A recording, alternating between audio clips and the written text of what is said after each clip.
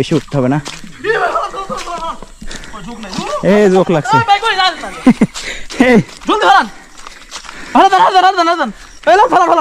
Tiger joke, tiger দেখছেন নাই কোন মিয়া? আমার হাতে সাইডটা মিয়া, হাতে সাইডটা জোক জোক। এগুলো হচ্ছে ঢাকা শহরে সাপ্লাই করতে হবে সাইডটা। একদম ঝুম দিয়ে আসছে, সামনে দিয়ে আসছি না, পিছ দিয়ে আসছি। এ না না না 21 কিলো। হ্যাঁ 21 করে দে, 21 করে দে। কি লিচু খাওয়া যাবে? আর কি এটা হচ্ছে বেত ফল, বহু কষ্টের পরে নিজে নিজে খুঁজে বের করা। আমাদের এইবারের গন্তব্য বুনো সায়াংপ্রা। বলে রাখা ভালো, এই মৌসুমে আমরাই প্রথম সায়াংপ্রার উদ্দেশ্যে রওনা হচ্ছে। সায়াংপ্রা ঝর্ণা বান্দরবান জেলার আলীকদম উপজেলার অন্তর্গত চিম্বুক রেঞ্জের ক্রিস্তং পাহাড়ের কাছে অবস্থিত একটি বুনো ঝর্ণা।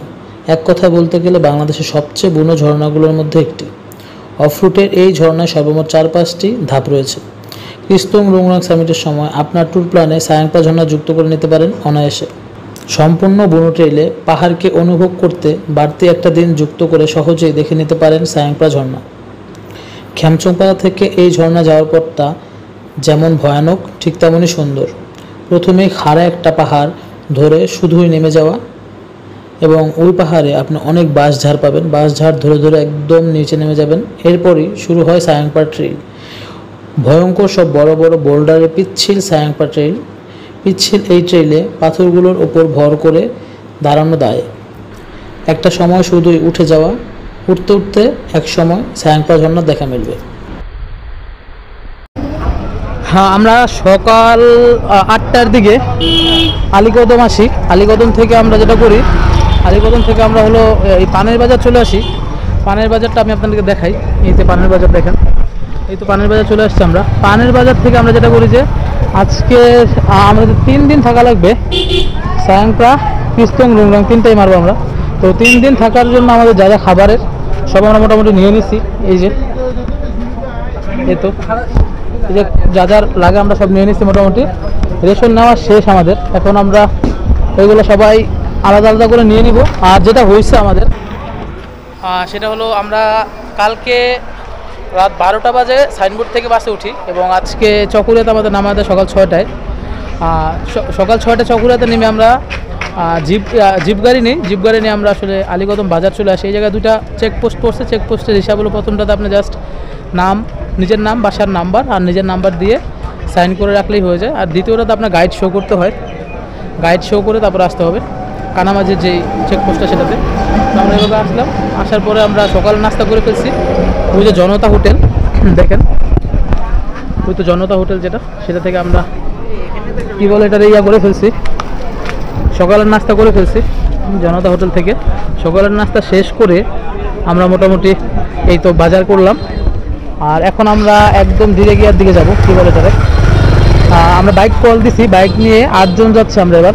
তো 8 জন আমরা ডিরেক্ট 21 কিলো দিয়ে একদম ওয়াই জাংশন চলে যাব খ্যামচংপাড়ার। দেন আমরা ওই জায়গা থেকে ট্রেকিং শুরু করব। তো আমরা ওই দিক থেকে তারপরে 21 কিলো দিয়ে এই তো দেখেন ওয়াই জাংশন, যেটা তেন্দু রোড দিয়ে ভিতরে যখন আসছে আমরা, তো এই দেখেন যে ওয়াই জাংশনটা, এই দিক দিয়ে যে তেন্দু রোডটা যাবে, আর এই যে আমাদের সবাই, আর এই যে এই রোডটা ওয়াই জাংশন এটাই। তো এদিক দিয়ে আমরা এখন প্রায় 4 ঘন্টা যদি ট্রেকিং করি তাহলে খ্যামচংপাড়া চলে যাব। আমাদের ডেস্টিনেশন এটাই, খ্যামচংপাড়া আজকে। 21 কিলো থেকে আমরা যাত্রা শুরু করি সকাল 11টা 15 মিনিটে। আমাদের সাথে কোনো গাইড ছিল না। আর আশ্চর্যের বিষয় হলো, আমাদের দলের কেউই আগে এই রোডে কখনোই আসেনি। সবাই আমার উপর ভরসা করে এসেছিল, কিন্তু তারা জানতো না ওই সময় পর্যন্ত আমি নিজেও এই পথে প্রথমবারের মতো পা দিচ্ছি। আমার ভরসা ছিল একমাত্র সেই গুগল ম্যাপের দিকে। আর আল্লাহর রহমতে আমরা 5 ঘন্টার এই দীর্ঘ ট্রেকিংয়ে একবারের জন্য পথ হারাইনি। 21 কিলোর এই রোড এখনও নিষিদ্ধ ভ্রমণ পথ হিসেবে বিবেচিত। তাই কেউ যদি এখানে আসতে চান, অবশ্যই অভিজ্ঞ গাইড সাথে নিয়ে আসার অনুরোধ রইল।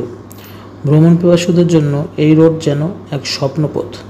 যদিও আগের মতো ইটের রাস্তা আর নেই, তবুও প্রকৃতির সৌন্দর্য বিন্দুমাত্র ঘাটতি নেই।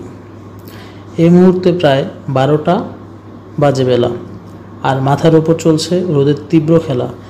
যদি বৃষ্টি হতো তাহলে এই পথটা হয়ে উঠত আরও মোহময়।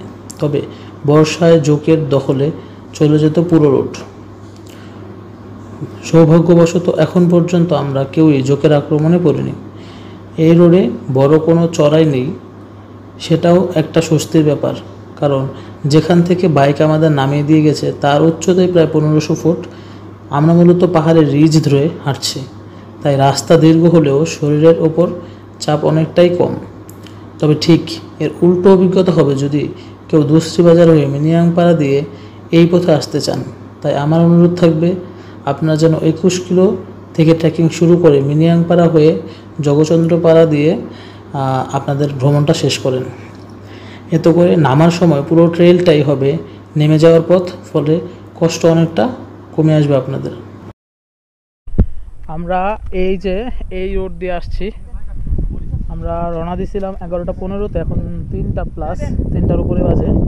আমরা এখন এই তো রুংরাংয়ের কাছাকাছি আছি আর কি। আর আমাদের প্রায় 40 মিনিটের মতো লাগবে খ্যামচংপাড়া যেতে। আর এই যে সবাই মোটামুটি এখানে বসছে, মুড়ি বানাচ্ছে, মুড়ি টুড়ি খাওয়া দাওয়া হবে। আর মোটামুটি অনেক ভালো বাতাস পাচ্ছি তো সবাই, এই জন্য একটা রেস্ট নিচ্ছি বড় রকমের। আর আমরা প্ল্যান ছিল আজকেই সায়াংপাড়া ঝর্ণা দেখবো, তো এটা আমরা ক্যান্সেল করছি, অলরেডি অনেক বেলা হয়ে গেছে। আমরা যেটা করব পরের দিন ইনশাল্লাহ সকালে সায়াংপাড়া দেখবো। আর এই জন্যই এই জায়গায় রিল্যাক্স করতেছি আমরা, যে আজকে তো আর যাওয়া হচ্ছে না, আজকে খ্যামচংপাড়া যায় আমরা আর কি রেস্ট নিব। তো এই জন্য আর কি এই জায়গায় আমরা রেস্ট নিচ্ছি। এই জায়গায় খাওয়া দাওয়া শেষে আমরা খ্যামচংপাড়ার দিকে আগাবো, বিকেল করবো, আস্তে আস্তে যাব। আর মেনলি আসলে এই জায়গার বাতাসটা অনেক ভালো লাগছে। আর আপনারা দেখতে পারেন এই পাড়ার এই যে বিশাল ঝুম, এই ঝুম করছে তারা, দেখেন কত বড় ঝুম। মোটামুটি যখন ঝুম হবে দেখবেন হিউজ ঝুম। আর আমরা যে রাস্তাটা আসছি ওই রাস্তা অনেক ঝুম ছিল, মোটামুটি ওই জায়গায় ঝুম বড় হয়ে গেছে মোটামুটি। আর এই জায়গায় ঝুম অত বড় হয়নি, এই তো প্রসেস চলছে। যেটা হবে সেটা হবে ভাই, ওটা খারাপ হলে হবে, ভালো হলে। প্রায় 4 ঘন্টা হাঁটার পর আমরা সবাই এক প্রকার ক্লান্ত। শরীরটা তখন বিশ্রাম চাচ্ছে আর পেট চাচ্ছে একটু কিছু খেতে। সকালের পর আর কিছুই খাওয়া হয়নি। তখন ঘড়ির কাঁটা প্রায় বিকেল 4টা ছুঁই ছুঁই। তাই সবাই মিলে একটু বসে পড়লাম, বিশ্রামের ফাঁকে ফাঁকে বানালাম মুড়ি। গরম ক্লান্ত দুপুরে ঠান্ডা মুড়ির স্বাদ সে এক অন্যরকম আনন্দ। মুড়ির সাথে জমে উঠল অনেক গল্প, হাঁটার ক্লান্তির মাঝেও হাসি আর আড্ডার মুহূর্তগুলো হয়ে উঠেছিল স্মরণীয়। আমরা তখন বসেছিলাম খ্যামচংপাড়ার ঠিক একটুখানি উপরে একটা জুমের ধারে, যেটা আসলে খ্যামচংপাড়ারই জুম।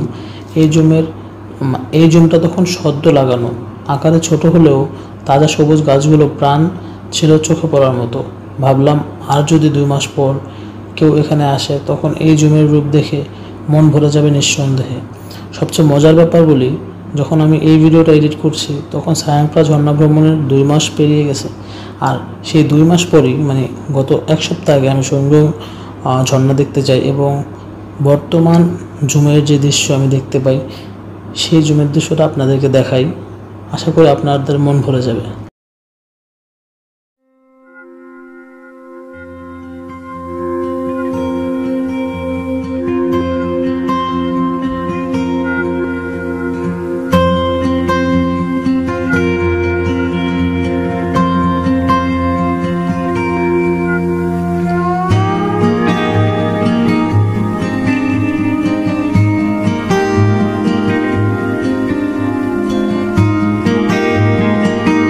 খাওয়া দাওয়া শেষে আবার শুরু হলো আমাদের পথ চলা, লক্ষ্য খ্যামচংপাড়া।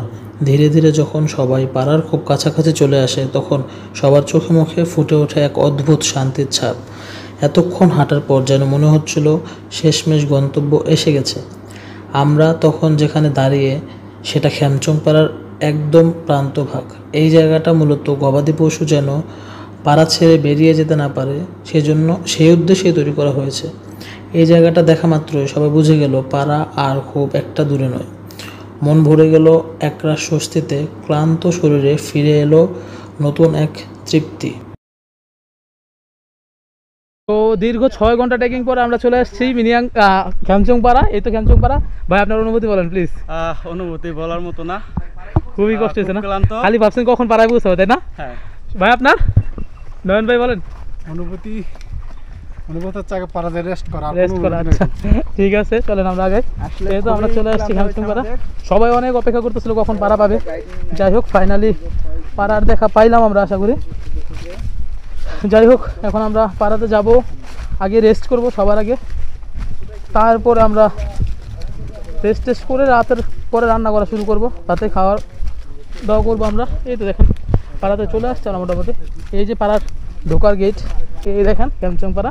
আমরা কালকে সকালে খ্যামচং পাড়ার ডিটেলস জানাবো আপনাদেরকে। কি লিচু খাওয়া যাবে? তবে আর কি এটা হচ্ছে বেত ফল। বেত ফল না? কি খাবো? বেত ফল এটা।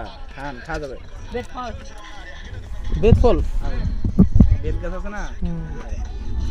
যাই হোক এই তো কারবারের রুম। আমরা দাদার সাথে কথা বলে উঠে যাবো ইনশাল্লাহ এখন।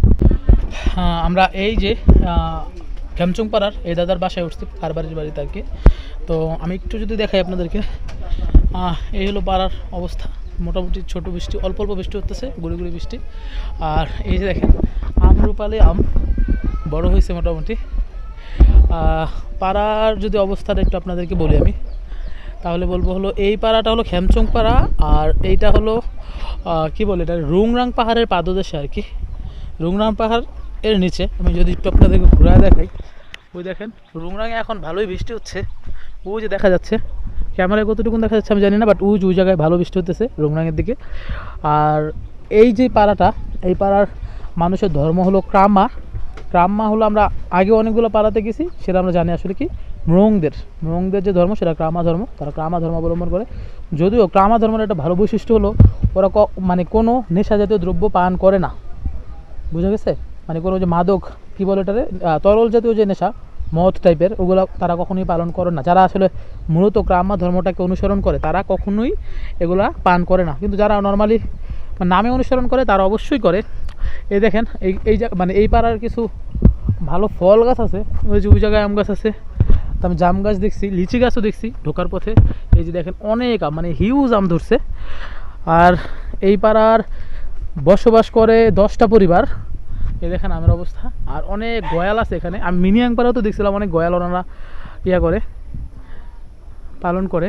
তো এই দেখেন পানির সোর্স মাশাল্লাহ ভালোই আছে। এই জন্যই বললাম যে পাড়ায় এত মানে ঘর কেন বা এত বড় পাড়া কেন। আমি আবার আপনাদেরকে বলছি, বান্দরবনের যেই পাড়াতে পানির সোর্স ভালো সেই পাড়া অনেক বড় হয়, বুঝে গেছে? দেখো নাফাঘুম পাড়া অনেক বড় কেন, কারণ পানি মানে 12 মাসই থাকে ওই জায়গায়। তো আমরা যখন আসে একদমই ক্লান্ত ছিলাম ইয়াতে, কী বলে এটাতে, পাড়াতে যখন ঢুকলাম প্রায় 5 ঘন্টা ট্রেকিং করে। 11টা 15-তে আমরা শুরু করি ট্রেকিং। 21 কিলোর তিন্দু রাস্তা দিয়ে 21 কিলো হয়ে। তো ওই জায়গা থেকে আমরা 11টা 15-তে ট্রেকিং শুরু করে আমরা এই জায়গায় আস্তে আস্তে বাজে 4টা সামথিং, 4টা 8-এর মতো বাজে আর কি। এসে সবার অবস্থায় খুব খারাপ ছিল। তো আমরা সবাই এসে যেটা করছি যে গোসল টোসল করছি, সবাই গোসল করে ফ্রেশ হয়েছি। তারপরে যেটা করা উচিত সবসময় আমরা যেটা করি, চা, মিক্স চা নিয়ে আসছিলাম, চা খাইলাম সবাই। চা খাই এখন মোটামুটি সবার শরীর চাঙা। তো আরেকটু পরে অন্ধকার নেমে যাবে। আমরা আজকে আর মানে সবার অবস্থা মোটামুটি খারাপ। তো আমাদের প্ল্যানে ছিল আজকে আমরা সায়াংপ্রাটা চলে যাব, কিন্তু সবাই বলতেছে যে না আজকে না যাই, কালকে সকালে সায়াংপ্রাতে যাব। তো আমাদের প্ল্যানটা একটু চেঞ্জ করছি। তো দেখি কালকে হয়তো সকালে সায়াংপ্রা যাব, আর সায়াংপ্রার যে ভিউ সেটা আমি দেখানোর চেষ্টা করবো। আর যদি গুড ইনফরমেশন যেটা, সেটা হলো লাস্ট কতদিন বৃষ্টি হয়েছে এবং এখন সায়াংপ্রাতে পানি আছে। আমি আগে এটা প্রশ্ন করছিলাম যে সায়াংপ্রাতে কি পানি আছে কিনা, বলছে হ্যাঁ সায়াংপ্রাতে ভালো পানি আছে। আর কেমনি বুঝলাম পানি আসছে, আসলে এই যে আমরা একটু আগে যে গোসল করলাম, এনাফ পানি ভালো ছিল এবং পরিষ্কার পানি ছিল। কেন?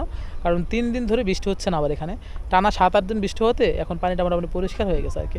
তো কালকে আমরা গেলে আশা করি ভালো পানি পাবো। আবার আজকে হচ্ছে আরও বৃষ্টি, আশা করা যায় পানি পাওয়া যাবে। তো এখন বিকেল 5টার মতো বাজে, আমরা এসে সবাই ফ্রেশ হয়ে গেছি। দেখেন কি পরিমাণ বৃষ্টি হতেছে, অনেক মানে একদম ঝুম বৃষ্টি, যদি এটা আমাদের জন্য ভালো। কারণ কালকে আমরা সায়াংপ্রাতে যাবো, তখন হয়তো ভালো পরিমাণ পানি পাবো আশা করা যাচ্ছে। এবং পাড়ায় এসে যেটা জানলাম, যে পানি আছে সায়াংপ্রাতে ভালোই। তো আজকে বৃষ্টি হতো আমাদের জন্য আরও বেশি ভালো একটা দিক। কালকে সকালে গেলে আমরা আশা করি ভালো পানি পাবো। আর এই যে হাফেজ ভাই মাংস রান্না করতেছে, এই তো ভাই, তো রান্নার কাজ আমাদের ভালোই আগাচ্ছে। আর এই পাশে আমাদের হলো ভাই বাকি কাজ করতেছে, এই তো নয়ন ভাই মশলা থেকে শুরু করে যাবতীয় কাজ করতেছে।